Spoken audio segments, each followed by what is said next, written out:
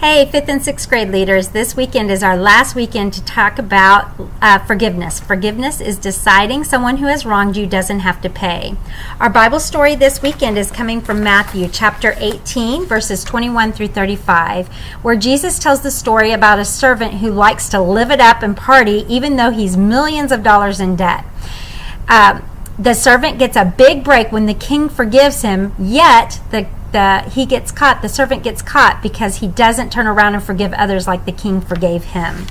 Our bottom line this week is, since God forgave you, you should forgive others. Our 5th and 6th grade are going to join us for worship time, which will come towards the end of Bible story time. So what I'm going to do is you guys have an opening activity. Then you are going to do your own story in your room. Towards the end of your story, we're going to try to time it right at the same time. Try to take about 25 to 30 minutes to do your story time, and you'll come out and do books of the Bible with us all together as a group, and then they'll go back in and do their activities. Their first activity is called Love Actually Survey Cards. You're going to start a discussion on what love has to do with forgiveness and what do they have in common. You're going to pass out some cards and pencils to each one of the kids, and you're going to encourage them to be honest as they grade themselves on how well they love others. They will mark the grade they give themselves on one of the characteristics on their square, and then they walk around asking others to rate themselves and make a tally mark in the appropriate spot. You're going to give them about 5 minutes to do this, and then follow up with the information that we have posted for you. Then the second activity, if you have time, is called Forgiveness Frisbee Toss. What we're going to do is you're going to have plates made like frisbees with statements on them. One is a forgiveness is, and one of them is forgiveness is not. And there's two separate frisbees. Team up the kids however you want to. They can pair up together.